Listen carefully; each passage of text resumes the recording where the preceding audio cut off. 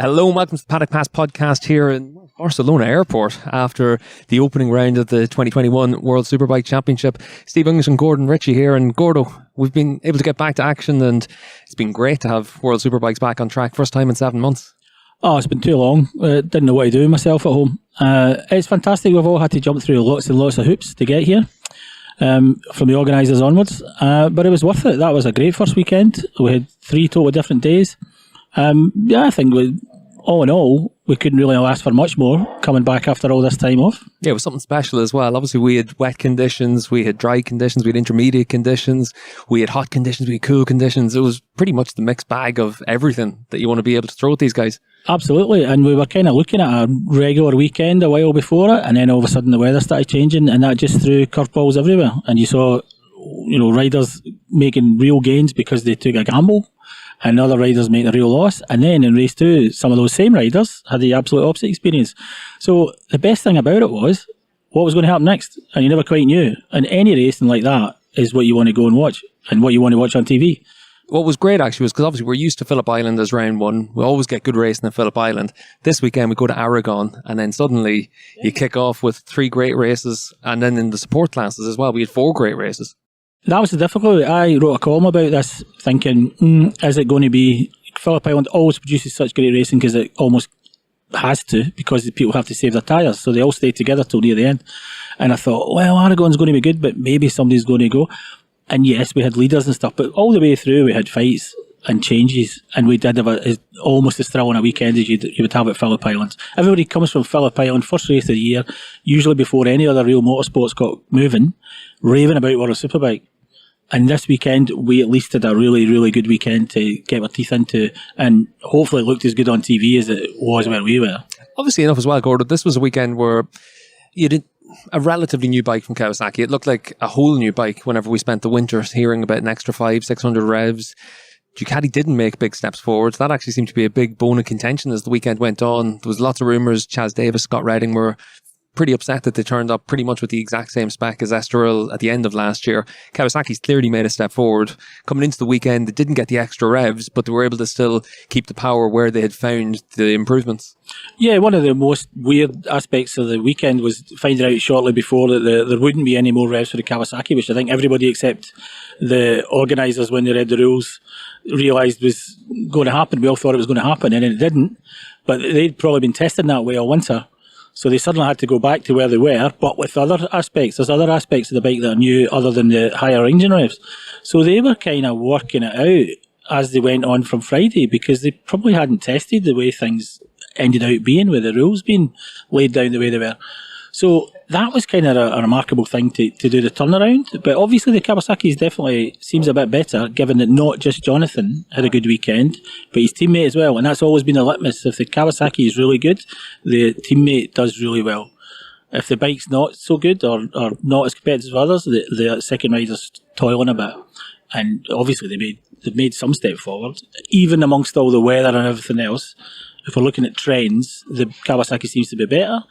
And the Ducati, well, we saw one result based on tyre choice and weather conditions, and another, one positive, one negative. So I think maybe we'll need to see how we next race, the race after, where the relative gap is between those two bikes, which have traditionally been the leading ones for the last couple of years. Obviously enough as well, we saw Yamaha's been able to make another step, little incremental steps year on year with Yamaha, but clearly they've made pretty good progress over the last few years. Aragon always a tough track for them. Aragon always probably Top Rack's worst track of the year, and he was able to come away with fastest lap in practice.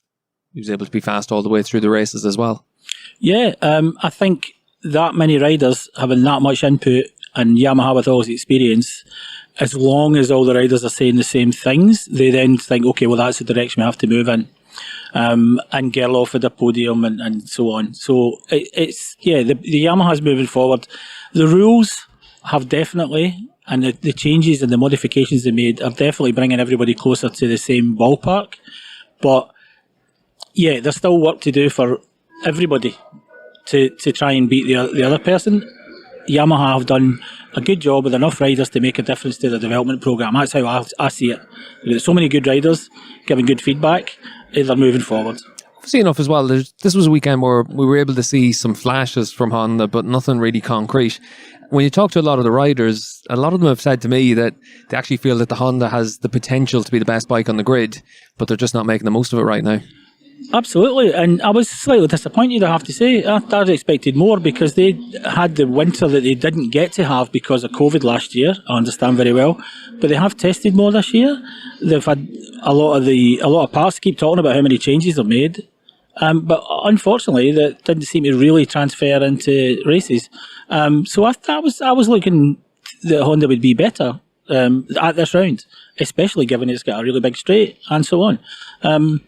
I was a little disappointed in the Honda thing. I hope we see more from it soon. But as we've been saying for a while now, the Honda's got huge potential, but it didn't happen at this round. I really hope it happens the rest of the year because that was the one missing link. We had 4 really competitive manufacturers this weekend, but Honda were kind of just a bit behind again.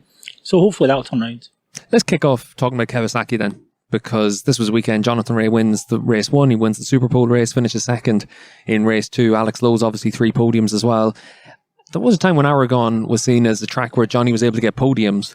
I think he's had 21 in a row now or something like that at the track. But this is probably where we saw a big step forward, where they were suddenly able to set the pace and dominate. The start of race 1 was a massive surprise to everyone. I think Scott Redding even said that whenever he saw Ray and Lowe's taking off into the distance, he just assumed they were on the SCX tyre, the Super Pole race tyre, and instead they were actually on a harder race tyre, the same one as Scott Redding. Yeah, I think there has been a lot of detail changes to that bike, and even though they had to modify things at the last minute because of the revs, all those little differences, the secret to their success over the last few years is incremental changes, all positive. They seem to not bring negative changes to the racetrack come race day. And both riders were just gone. I mean, that first race was a surprise, especially here with such a big straight. You would think that people would stay with them and catch them on the straight more than ever. But the Kawasaki is definitely slower. It's not as fast as the other bikes in a straight line, but everywhere else in the track it seemed to be working well for both top riders. And the one thing for it is, Gordo, as well, like we saw that they exit onto that back straight really well. The mechanical grip from the Kawasaki was a big strong point from this weekend. It was interesting, especially with Chaz. It looked like he was just struggling a little bit as he rolled onto that back straight, and that obviously cost him his initial acceleration, where the Kawasaki's strong, so it gets to its top speed a little bit quicker than the Ducati. Even though the Ducati's got the extra revs, extra power, it just didn't quite have enough to be able to stretch its legs. It looks like it's kind of been pegged back a little bit, but the taller riders, the heavier riders like Redding and Davis, they never really had that big Alvaro Bautista-sized advantage. Yes, absolutely. That is a big difference. I think we now know for sure, after all the evidence of last year and the early evidence of this year, that the size of the rider makes a difference, especially maybe even more so when you've got a very powerful high revving bike. So that was, I think that's been proved again. But I think, again, all the tools are there in that Ducati. Everything's ready. Everything's in that bike, ready to go. But it does have to be set up absolutely perfectly. And maybe that can't be done everywhere. I think that's their issue. And again, power's great if you can control it on the way in, through the corner, and on the way out. And a lot of your top speed at any track is how well you get out the last corner. And because of Aragon, you've got that kind of long corner where you're winding up. It's not that a much faster, higher revving bike has got an advantage in every single gear from first through to sixth. You've only got, you're coming out kind of already in gears. So you're not nicking every time. And that Kawasaki got off the corner well, went through the gears well, and as you say, probably got to its top speed quicker than it did before. Obviously enough as well, Gordo, Estoril was really tough for Kawasaki last year. We go there next week. That's probably going to be one of the big acid tests for them for where this new bike really does stack up. Yes, and it is a totally different track. They haven't tested there. It's going to be, as you say, a real test to see whether there's a bigger advantage there. But when you concentrate your development on getting all aspects of the bike working, in theory you should be able to work quite well everywhere. And the two Kawasaki guys were pretty confident when they left. They weren't thinking, oh well, they weren't talking about reining things in. They were quite keen to get to Estoril, not just because they had a good weekend here. I think they think, oh, maybe because this and this and this and the things they won't tell me, you, and anybody else about the bike are better than they were last year. So maybe they're looking at it as, you know what, we could maybe reduce the gap. It might not be the best bike there, but I think they would reduce the gap that they kind of obviously had last year. Johnny's obviously, it's no surprise whenever he's able to win races, able to pick up his 100th win this weekend as well. That's a hell of a milestone for him to be able to do, way out in front of anyone else in the history of the championship. You know, there's not really any doubt about where Johnny stacks up in terms of the best superbike riders of all time, but to be able to hit that mark, it clearly meant a lot to him and meant a lot to Kawasaki, meant a lot also pretty much to the championship as well. Yes, I mean, obviously Johnny does a lot of winning, which means other people don't. So there's always that kind of, you know, some people, even some of the people that made comments on the special video they made were saying, give somebody else a chance, Johnny. But Johnny and his team and Kawasaki are just doing all the things right. There's no, I keep saying it, there's no gaps, there's no holes, there's no obvious problem. Everything works all the time. And Johnny, no matter what you throw at him, even Garrett Gerloff threw himself at him a little bit at the weekend, and Johnny didn't even crash. He ran off track, came back on, and finished second, if I remember properly. I mean, come on. He's, whatever the championship throws at him, he seems to be able to deal with on the bike. His crew chief keeps talking about that all the time. He brings the best bike he can, but he said the amount of times that Johnny makes a difference, and for 22 laps. And if his tyre starts going off, he'll be aware of that. He won't start doing stuff. He won't get frustrated. He'll just think his way through the problem and say, okay, well, maybe I can't win today. I'll finish second. And that's how you get 100 wins. It's remarkable. And he's not on a bike that which is like a factory Honda or a MV Agusta that Agostini had that was way better than everybody else except his teammate. It's just not the case. There's other competitive bikes that win all the time. Yeah, and it's not like it was in World Supers in the 90s where the tyres made a big difference. You had to be on the right bike, you had to be on the right tyres at different places.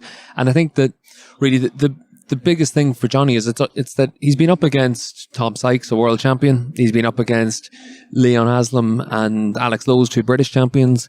It's not like he's been up against bad riders as his teammate and he's still always been able to come out on top. He's just got that consistency in the garage, consistency in his side of the pits, and that makes a big difference for him. We always talk about that. Consistency is usually something that's this kind of backhanded compliment usually. Oh, he's quite consistent. But the difference between Johnny and everybody else is consistency at 100%. Sometimes needs 101, sometimes 99. But it just there's virtually nowhere where he isn't that level. You know, I could be consistent if he gave me Johnny's bike 50 seconds slower than him. But he's doing those lap times that other people can't even reach once for 22 laps. That's consistency at pace, at the winning pace. That's the difference. Nobody else can do that. They can't do it with a bike. The rider can do it. Everybody else has got one issue missing, and that's all you need when you get somebody as good as Johnny to race against. It was good this weekend, though, that we saw Alex Lowe's have 3 podiums and take it to Johnny in each of the races at different stages. Yeah, it was great, and he's clearly up for it. We weren't sure how he was going to come out the winter after a shoulder injury. We all know from lots of riders, especially Marquez over the GP, how shoulder injuries can go. And Alex is clearly over it enough to fight right at the front for 3 full Superbike races. I was very impressed with it all. He's going about his business, he's smiling, he's happy, and most of all, he's performing. He seems to have, last year I think things didn't turn out the way he wanted. It was a bit difficult. But he's obviously gone away in the winter, and despite this injury, he's remapped himself and come out the way he has.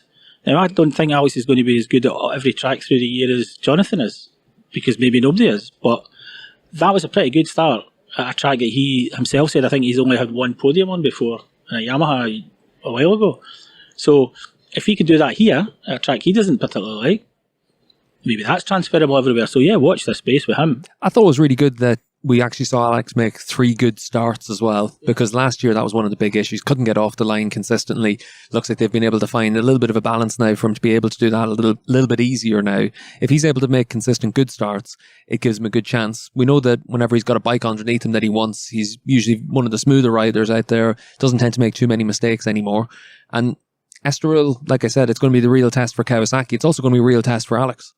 Yes, if he can carry on the way he was there at this racetrack, when we go to Estoril, then we know we've got another potential top 3 guy like he has been before. He's now settled into Kawasaki. I think, again, from what his comments were after the race yesterday, speaking to him in the big media scrum afterwards, it seems that he maybe expected a bit more from the Kawasaki. From when he left Yamaha, he thought maybe just everywhere it's got a little bit more, or 9 things more than out of 10. But as he said, he thinks that difference is really just Johnny and the experience of the setup that those guys have got. but it does have advantages, and he now seems to be keying into them and getting rid of, with his team, getting rid of all the disadvantages of the right. And again, he's had to modify his riding style a little bit, and the team have had to bring the bike towards him a little bit. If the season-long answer to all that is what he did yesterday, well, he's going to be fine this year. It's obviously pretty busy here in Barcelona Airport. It was a busy weekend for everyone as well, trying to figure out the tyres. We've also got an interview with Giorgio Barbier from Pirelli, but before we do that, we'll just talk a little bit about the challenge that everyone faced. This was a weekend where you needed to be able to make pretty much all of your tyres work. In the first race, we saw some of the riders, bigger riders like Chaz Davis, using the SCX tyre, the 10-lap Superpole tyre. Obviously, Scott Redding has been very vocal about his complaints about the big riders being unable to use the X tyre. And even in the rider briefing before the start of the weekend, he was still calling out for that tyre to be banned from use in the longer feature length races. He wasn't happy. But it also showed a big bone of contention within Ducati, because Michael Ruben Rinaldi apparently stood up immediately and said, hang on a second, in the wet conditions, bigger riders have an advantage, so maybe we need to have a special tyre for the smaller riders, the lighter riders in the wet. And then obviously other riders then pipe up about it. I think by all accounts, Tom Sykes was quite willing to stick an oar in and just stir things up a little bit. But it does just show there's the tension there within Ducati. Yes, and that was going to be a factor of, there was a lot of decisions and discussions last year to be made. Were they going to keep Chaz another year? Was it going to be better for the overall championship push to keep Chaz? And part of that reason is literally they're more or less the same size, height, weight. So the setup, everything else can be similar. Now you've got a guy who's very small, who is coming into the factory team in the first time, but can communicate completely in Italian with the whole team. So therefore maybe his ideas get more traction because they can understand all the nuances of what he's saying to them. So yeah, that's going to be a thrilling one this year. And then Scott made no secret at the end of last year he wanted Chaz to stay, and now he's got Rinaldi. So I'm sure they get on fine, but I think on track there's going to be a lot of differentials this year, whereas last year it seemed that they both wanted the same things in more or less the same way, etc. So there's going to be that to do. The tyres, well, we've got a choice of tyres. Well, the X tyre was always, everybody just said, that is not going to work. No, it's just not going to happen. And then they've developed a bit and played with it a bit, and all of a sudden, even the big riders are thinking, you know what, I might have a go at this. So yeah, we've got a controlled tyre, and everybody thought it was going to cure all the problems. But as you say, when somebody's 20 kilos and you know, 20 centimetres taller than someone else and cuts through the air differently, comes out the corners differently, that's another factor you have to play in. So yeah, the Ducati situation is worth looking at this year, because they have, without, you know, meaning no disrespect, they have shot themselves in the foot a few times, to me, over the years. And hopefully they won't do it this year, because we want to see a fight to the end. Giorgio was quite interested about it as well, because he basically does say, you know, tall riders, small riders, heavy riders, light riders, they've just got to find a way to make the tyre work. The tyre is a tool for them to be able to use, and you've got to just try and be as fast as you can over 18 laps in Aragon. It doesn't matter what tyre you have to use, you've got to be able to find a way to do it. He was also interested whenever he was talking about the intermediate tyres, because I think that was probably the biggest surprise for everyone this weekend. Obviously, MotoGP, they got rid of the intermediate tyre a few years ago. People weren't using it. This was a race where it was the ideal tyre. And I have to say, I was shocked that they were able to make that tyre last the whole race distance, because they were only 4 or 5 seconds off dry weather times. It wasn't like you normally expect, where at that stage that the tyre will just chew itself up and suddenly there's no grip. The pace was really impressive. Yeah, and that's what inters are for. They're supposed to last like a slick, but give the grip of a wet, more or less. That's the idea, that's the point of using them. The problem for Pirelli is that they haven't developed them for a while, purely because people don't use them. They're trying to get the teams to use intermediates is almost impossible. They don't want to know. It's either, oh, it's drying, so I'll go slick, or it might rain again, I'm going to stay on the wets. And because of flag to flag, they've always got the option of doing something about it. So it's very unusual to see the intermediates, but they obviously work. And I believe they've had a fair amount of success in endurance racing, where the conditions can change hugely over 24 hours. And all the people that I spoke to, certainly, that used them, were pleasantly surprised. So there's another tyre dynamic, not just the X this weekend, it's the intermediates. So I'm sure it's going to be an interesting conversation with Giorgio. Yeah, well, let's hear from Giorgio and have a listen for what he says also about the input that Pirelli have with the teams for being able to make a decision on the tyres. So yesterday was the first race of the year. Usually we are in Australia, but the problem is always the same. riders comes from a long winter, usually they test a lot of respect to it, but never had really a comparison with all the others. So at the first session, they understand where really they are. And so they load the first race of a lot of thinking, but the result at the end is what really is important. Remember last year when we started 2 events here in Aragon, completely different, the first race from the last, the 6th one. The first race everyone used the SE0, and the last race everyone used the SEX. So that's the reason why we brought SE0 and SEX with it. And actually it was the right choice. If everything remained dry, then rain happened. What we really learn this year in this place is that this track has got a lot of grip in a wet condition. And when I say wet, it's not damp, because this afternoon, for instance, race 2, we started with the track was wet. It was raining in Supersport, but Supersport used the intermediate, and who used the intermediate was in a better shape than who used the rain rare. And so I suggest immediately to all the teams is keep this experience, but the track is more wet than yesterday, than this morning, so we have to use the rain. No, don't use the rain, use the intermediate. So at the end, everyone followed us, lucky, and someone risked a little bit more. But it was a calculated risk in my opinion, because Valdemar this morning shows that within a short race, it was so fast at the end with the slick. With 5 laps more, you could win the race. So Redding was very brave this afternoon to use the slick, and Fogel as well. Actually did an incredible result. Was it a surprise though to see that the inters were so fast? Because for me, I thought for sure the tyre would drop off, they would all have problems. Well, we know this is all the fight I got with the promoters. Flamini first, Dorna after, FIM, because they always ask us to quit the intermediate use, like they did in MotoGP. I'm insisting to use it because we know that in certain conditions this tire is incredible and very safe as well. Because today, with the rain tires, you risk to not finish the race, but you risk to have a lot of sliding after a certain number of laps. With the slicks, it seems impossible to race. So the intermediate is the right answer. And in the history of these last 18 years, we used just few times. One race won by Chath, one race won by Keeley with intermediate tires. But to see really the value of this tire, you need the race. No one uses these tires in a practice because they consider it's a loss of time. Actually, in a race, if the conditions are the right one, you can have a big advantage, really. For Pirelli, when you were on the grid and when all of your team are on the grid, in a race like this, we always see engineers back and forth between their Pirelli guy and everyone is talking. How much input does the tyre technician have on making a decision? Well, I got a few rules for the guys.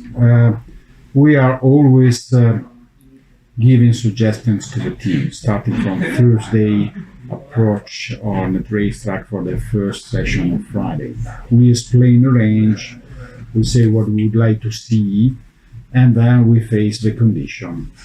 Till the last time, I give to my engineer the possibility to help and suggest something to the teams. But before the races, I told them, stop your judge on the team's decisions. Riders and teams has to take the decision. Even it seems to us strange because it's they got this possibility and they are in their hand all their moves. We gave them the range and they have to use it. Then after the race, we can explain them what we saw with all the others and bring the experience. But the choice has to be like that. Clearly, in conditions like today, I suggest we go on the pit lane few minutes before the start of the moves, because if they need to have information, they comes 10 minutes before the Superbike. Foray and Johnny comes here. What do you think about intermediate? And we gave them our think about. Then I pass on the pit lane. And riders comes out. Cool. What do you have to do? Look at the racetrack. Some engineers do. Someone else not. It's a matter of their decision. We are there to able to give suggestions. It's always very difficult for any sole tire supplier, because the only time that we really see the news about them is in a day like this, when there can be big problems. It can be a difficult day for everyone. But this was a day where, again, we saw yesterday riders able to use the X and the Zero, even the bigger riders. Yeah. Today, everyone was able to try different tires, even in the Super Sport, to see riders go with a wet front and an intermediate rear, and all of them able to come in with roughly the same lap time. It was impressive to see the variety people could use. Yes, and this kind of weekend are really ones in which we got a lot of data, we got a lot of feedback, and we built the relationship with the riders, with teams, because it's important. In the moment of crisis, they have to find us and talk with us, and then the trust you create is on the crisis moment.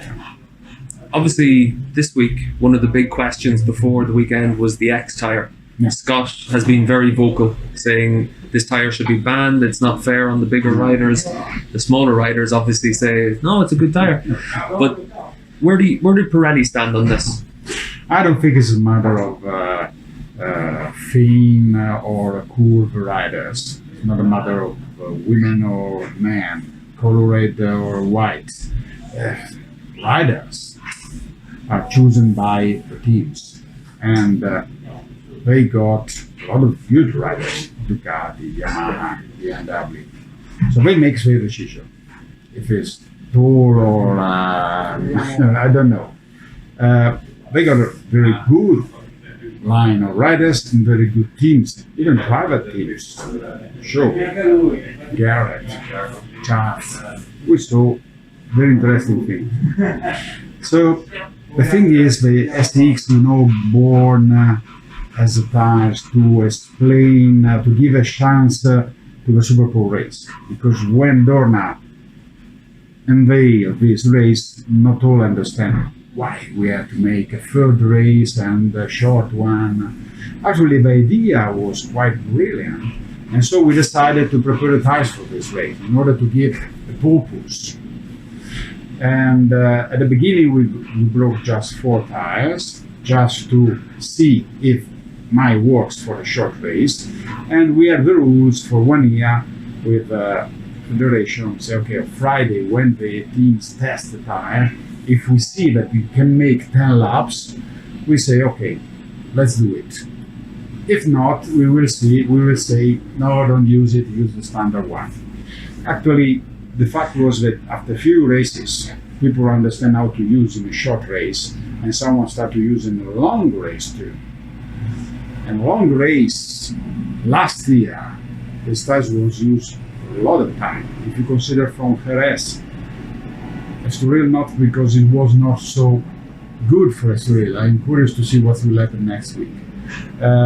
But apart of this, they found a way to let it work.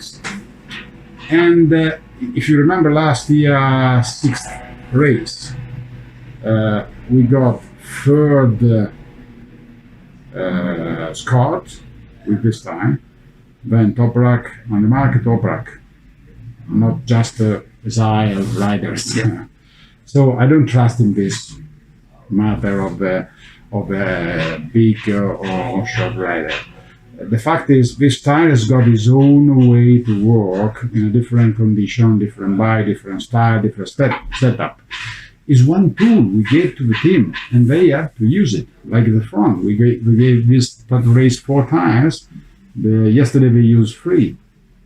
So they got a basket of solution. They have to use it, and if they are good to let it work for all the race, they had an advantage, but it's not a silly advantage. The medium, the hard, the soft are all the same. Not. So this is our job, in my opinion. We are in a control tire, not a control mono tire. So we would like to give opportunities to the people. Actually, the X, we put in production the X after last year season. We decided to bring on the market, and is becoming something successful. In Italy, all the cheap races, now they got the choice between X and Zero, and they are using the X. Now we are introducing BSB as well, in the German Championship as well, in the Spanish Championship, and the people likes because it's fast. It's a special tire, it's fast. So for sure we got a stronger, longer race than the National Championship, stronger rider, bikes. But you saw last year the power of this tire. Sometimes you get half a second with the comparison over 1-0. And if you remember a few years ago, we got in the range SE0, SE1. But then SE0 becomes so good to cover all the season.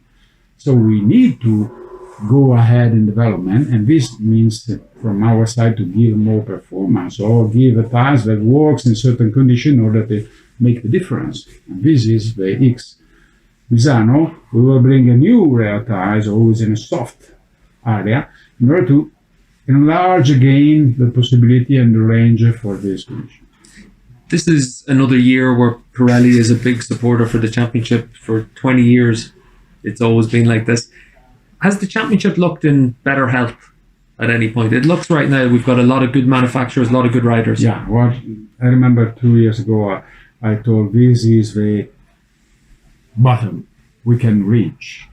But from this we can just recover. And in few years we saw not only how much Kawasaki, Ducati, Yamaha trust in a championship, increasing their participation, especially Yamaha making more teams. BMW and Honda comes back very strong. And today BMW shows that the new bike, the new hand bike is very good. Honda, for sure, since yesterday was quite interesting to see the progress they make. So from this point of view, manufacturers are trusting in the championship. We got good riders now. The level of the teams is in a good average, and you saw some private teams comes close to the podium as well. So yes, in my opinion, the championship is improving and growing, and the performance as well of the championship is quite interesting. You see the good life of championship you can see even in Supersport. Supersport, it seems 2 years ago a class without a future. No homologation, no bikes. While now we got 28 riders. In Misano we will have probably 36 riders. Good. 300 is an entry level, shows that it's very powerful. And these three classes are really healthy, and they are helping the championship to stay. If we go ahead making races like in these 2 days. Welcome back to the Paddock Pass podcast. Gordo, we're after hearing from Giorgio Barbier from Pirelli there about the challenge that the teams faced in Aragon, but they faced more than just a weather challenge as well. This was, for me, probably the most competitive we've seen the championship in a long time. You've got 5 different manufacturers, all of them putting in a lot of resources coming into the season. The biggest question mark was probably about BMW. Tom Sykes qualifies in the front row. His pace was really good during race 1. And then in the Super Pole race, obviously Michael van der Mark takes a flyer. He's the only one out there in slick tyres. But in race 2, we saw Sykes and van der Mark both very strong, coming away with top 5 finishes. It bodes well for BMW, even if this was a fairly unique race weekend. Yes, we were all thinking BMW is still not quite ready, and it could be a factor of the conditions and so on, and the experience of the riders and so on. But that was a much better start than some people thought they might have. I think Estoril, now mind talking about Lowe's and Kawasaki and how he's going to go, I think Estoril in the next few races will be exactly where BMW are. But as a start, that was good. And it wasn't just one rider, it was more than one. And even Folger had a good ride in the final race as well. So yeah, the engine is certainly much faster than last year.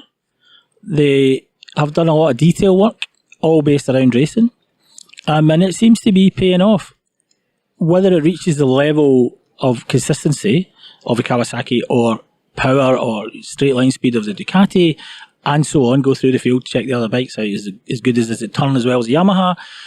There still seems to be some issue in the back end. The riders are all talking about back end performance. I think more going in and coming out from, they're trying to not tell you, but it seems to be it's going in as an issue. And they're all saying that all the four. So that's where they can improve. And if they can improve it to the point whereby it becomes a non-issue, yeah, I think they're all the tools are there, and it's just a case of building through the year. I think it was really interesting that in the course of the winter tests, all the riders obviously complained about the front end on the entry into the corners. They were really struggling at the break point to have any level of confidence to push really hard. In the winter test at Catalonia especially, Folger was using the standard frame, not quite as stiff as what the factory boys were using. Obviously in the wet conditions, you soften everything down as much as you can for the suspension and you try and just generate some sort of grip. But for Michael van der Mark in particular, we saw that he was an absolute demon on the brakes in the wet conditions and the intermediate conditions as they made that a little bit softer. I thought it was quite interesting just to see how much confidence he had in those conditions to be able to be very aggressive with everyone. It was tough to make moves on him. Yes, and again, at the beginning of the weekend, it wasn't looking that great for him, so he obviously found something from somewhere. It's interesting to think how he's a new guy in the team. And they've got a new bike, so that's two new things together. But maybe, and certainly because of the conditions and everything else, probably he was finding out things about that bike in the race situation. And I think it was Alex also said that you could see smoke coming off the tyre when he was coming out of corners. So I think he was getting pretty aggressive on it there as well. When a rider can do that in those kind of conditions, they've obviously got a level of confidence. And I don't just mean in themselves. They have to be confident that, well, it's actually, I'm asking it questions and it's giving me the right answers, I'll go a bit more. That is a good sign as well that the new rider who's ridden different bikes in the past, and the Yamaha's a bit different because of the engine configuration and so on, has just come in and went, got a good result. I thought it was really good as well. We saw obviously real close racing in that pack for second during race 2. Obviously Van der Mark, Sykes, Ray, Lowe's, all of them having to work really hard to make overtaking moves on each other. In race 1, we saw something similar as well. Obviously, Lowe's had a front tyre issue in race 1, had to drop back, find a little bit of clear air, cool down that tyre a little bit, and then really collect himself to battle with Toprak. But we saw over the course of those battles that right now we've got so many closely matched riders and teams and bikes that the racing was fantastic. You needed to have a lot of racecraft now, which maybe wasn't the case a few years ago. Yes, absolutely. And maybe the conditions helped that. But we saw some proper racing. People were remembering going back to their early years there, where they had to just barge a little bit and push a little bit and not be scared. And also, Tom Sykes coming through. Usually it's the other way around. And that was very interesting to see. He's a complex character, Tom. But that was kind of, what's he going to do when he catches them? And of course, he passed a few of them. So it was great to see the scrap in that spot. If there's one thing this championship sometimes is accused of missing, it's the fights between the riders. And it's partly because of the nature and the level of the bikes in the championship. When somebody's got their bike working better than the other guy, then the results finished. It's easier to have closer races when everybody's on the same level. And this championship, allows you to have the same level, but because there's technical changes, if you get used better than the other guy, you're just going to beat him, and you'll just do that 10th or 2nd lap, so there's no fights. So, no, it's great to see that everybody's had their elbows out at the weekend, and hopefully we'll have a lot more of that. Even if someone ends up leading the championship, or one rider runs away at the front, we want to see the top guys in a fight, not just the guys from 10th to 12th fighting for 1 point. Well, this was one of those ones, Gordo, where obviously enough after the first 2 races, you already start to hear, same old thing in World Superbikes, Johnny Ray going out and winning races.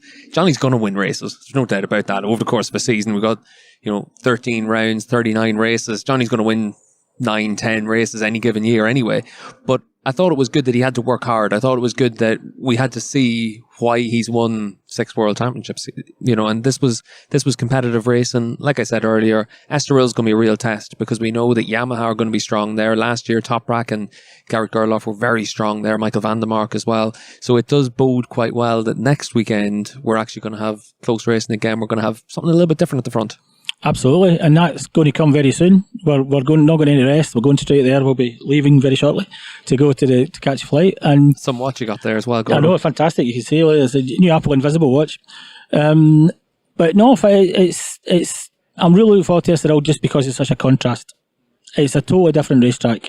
And that is going to show us where everybody really is. If we've still got the same level of competitiveness and say we get hot conditions all weekend, then we're really we know we're in for a mega season. I'm keen to see what happens as well, because Estoril last time was obviously the first time we'd gone there. The free practice sessions on Friday, free practice 1, everyone's trying to just find their feet, make sure they got the right gear ratios, figure out the shift pattern, all this kind of thing. And then FP2 is when they started to try and make some improvements. You go into FP3, it was really cold conditions because it was 8:45 in the morning. And then suddenly you went into the Super Pole session. Scott had a big crash. And then almost immediately after that, Johnny had a big crash. So they were on the back foot all the way through the weekend. And now we get to see whether or not there's been changes made, whether or not it was quite reflective of what we'll actually see this weekend. So I think this week in Estoril is going to be potentially quite different to what we had last year. Yes, and we're starting the season there. We're not at the end of the season where everybody's used to everything. We're going to a very different track from Aragon with the second race in, and no time to go away and think about it much. We're all travelling and paperwork and God knows what you've got to do now. So it might be a bit messy to start. I think the first couple of sessions might be a little bit messy for people. We saw Johnny wasn't great on the very early, but that's because obviously they had something they had to remodify. So yeah, how people start might have something to do with it, but only if we get a consistent 3 days of weather. If we get a change or a cooling or a heat or whatever, then I think it will bring things closer together again. Obviously enough as well, Gordo, this is a big weekend for the other championships as well. We saw in World Supersport, Cluzel, Nicky Tooley with a crash from race 1. Randy Krimenacher really struggled through the weekend. It was a surprise, but we saw really close racing again in the 600 class. Stephen Odendahl able to pick up both race wins, showed the strength of the Bardell bikes again. Top speed, really impressive. But Supersport actually looks very different this year. It looks an awful lot more competitive. Yes, and the two very successful riders have left at the same time. So there's a great big hole of opportunity there for almost anybody. Most of the riders are on Yamahas now. The technical level, yes, the Bardell bikes are always well put together and they're always going to be there or thereabouts. But it's a very open championship this year. And we saw De Rosa, who went on a secondary Kawasaki. Tell you what, I was heartbroken for De Rosa. Someday it's going to happen. Yeah, I mean, he's got to get a win sometime. It's a sin, but he did so well to come through. And again, tyres. He chose, I believe, a wet front and an inter rear. Wet front and inter rear, which seemed to be the right thing. So he kept his drive, but he still had the feel from the front in the wet. But that's not the official bikes. That's not the Pacetti bikes he's on. That's a secondary bike. So, conditions, but De Rosa's obviously shown, I mean, that can't not be a confidence booster for anybody, even given the conditions and tyres and everything else. And we had an absolute scrap in that race on Sunday. The last lap was like, who's going to win this? We just didn't know. And it was literally, if De Rosa had waited maybe 5 metres to tap on and went about, maybe he would have been able to do it. But he tapped on a wee bit early, had a little slide, went a bit wide, and then that was it. It wasn't going to happen. But Supersport is wide open. It usually is. But it's absolutely wide open this year. Last year was, obviously, Locatelli just went. But I think that's the most open class there is. 300s, you can say it's open all the time, but it's not. You might get one kid that does a podium and then 12th, 20th, and 5 crashes. You can't really tell there. Consistently, this class is wide open for somebody who's got a good bike and a good team. They could be world champion this year. There's no certainties. There are favourites, but there's no certainties in that class whatsoever. Yeah, 300 was interesting this weekend. Obviously, we had a red flag. Tom Booth Amos had been leading across the line. The red flag comes out, loses out in that win. Finished second in race 2, it looked like. Then a penalty elevates him up to the race win. So he ended up where he should have won, really. One first and a second. But you mentioned there about De Rosa as well. I'm just going to finish off just one question for you about Chaz Davis as well. We saw Davis went with the wet front and the inter rear, crashed on lap 1 in race 2. It was disappointing because he had given himself a really good foundation in the opening 2 races at the weekend, and now suddenly he's that little bit on the back foot heading into Estoril. Yes, and Friday it just looked fantastic. He was right there. He was chilled, relaxed, speaking positively about the team, and again, just as though a millisecond in racing, the weekend ended up fairly badly. Chaz always said he was never going to ride as a privateer or an independent after he'd been out of the factory. He's just not going to become world champion that way. But he's got all the tools at hand. Go 11 obviously allowed Rinaldi to win last year. The Ducati seem to be right behind him. But it did end up a bit of a damp squib. So I think of all the people that are going to want to have a good Estoril, Chaz might be the number one, because Reading caught back up again a bit to Johnny. He's not too far behind. Those three guys that dominated those positions are all in good shape. Chaz is further back than he thought he would be in the championship. I mean, for round one, we get loads to go. But I think he'll be the one that's most keen to, especially given what happened for him last year, to make a real statement coming up to Estoril. And he's got the setup to do it. You mentioned Reading there as well, Gordo. Just to finish off the show, obviously Scott, very brave to go with the slick option for race 2, but we saw how frustrated he was at the end of the Superpole race as well. Even during the race, you saw him shaking his head, shaking his arms. He looked visibly upset on the bike that he had chosen the wrong tyres. And instead of what, we've seen someone like Johnny do over the years, just dig in, get what you can, it looked like it just got a little bit too much for Scott. He's always an emotive rider, but it looked like probably just a little bit too much emotion coming out. Well, you didn't need to ask him at the end of the race what he was thinking. You could see it, and his head shakes and he's elbow flapping and stuff. He wasn't happy, and I think he knew as soon as he started that it was just the wrong choice, which is why he was so adamant that he was going to have his choice on Sunday, and it was his choice to go with the slicks on Sunday. But that's just him. It's part of his nature and his character. I don't think he gave up. I think he just didn't have a drive. He could have went harder and crashed, and then he'd have had 0 points. He'd have had absolutely nothing and maybe hurt himself. So I think he took his anger out visibly, but I think he got it home is probably as best as he could do. All these XGP guys take every point going. They're trained to do it. If they didn't do it, they wouldn't be riding in MotoGP, and he was there for years and years. So I think he's such a character, and you see that character coming out with the bike, but it's just the way Scott is. We've just gotten our boarding call now as well, Gordo, so it's time to head to Estoril for the next round of the championship. Obviously enough, for us, we'll be recording another podcast after Estoril. The plan this year, record post-race, that we're able to get as much info as possible. A little bit different with the schedule this year, so we're able to actually make it a little bit easier. But obviously enough as well, next week's a MotoGP week, so there's the Italian Grand Prix from Mugello. So at patreon.com/Paddock Pass Podcast, you can check out Paddock Notes. And for all of our Paddock insiders, you'll be able to get an update throughout the weekend from Dave, from Adam, from Neil. And I might try and jump on one of the days, but it's obviously going to be tricky for us with the Superbike races. But obviously, the Paddock Pass podcast comes thick and fast at this stage whenever there's back-to-back races, the Superbike season starting up. So we're going to be pretty busy over the next wee while, I'd say, Gordo. Great. As we've started. I've been sitting at home too long. We're started and it's going, and I'm so looking forward to it. I can't wait to get to Estoril. Yeah, it was great to kick off the season in Aragon. We kicked it off with great races, and until the next time in the Paddock Pass podcast, self, Steve English and Gordon Ritchie, we're just getting ready for round 2 at this point. Thank you, Steve. Tell me what it's like in first class when you get on the plane, okay? Oh yeah, what, you turn right? I'm in the hold. This episode of the Paddock Pass podcast was produced by Jensen Beeler, David Emmett, Steve English, Neil Morrison, and Adam Wheeler. It was edited by Brian Burnett. Music is provided by The Libertines. All inquiries can be sent via email to team@paddockpasspodcast.com. I give good Sasquatch. Gordino with his Cortado. Can he be a Cortado?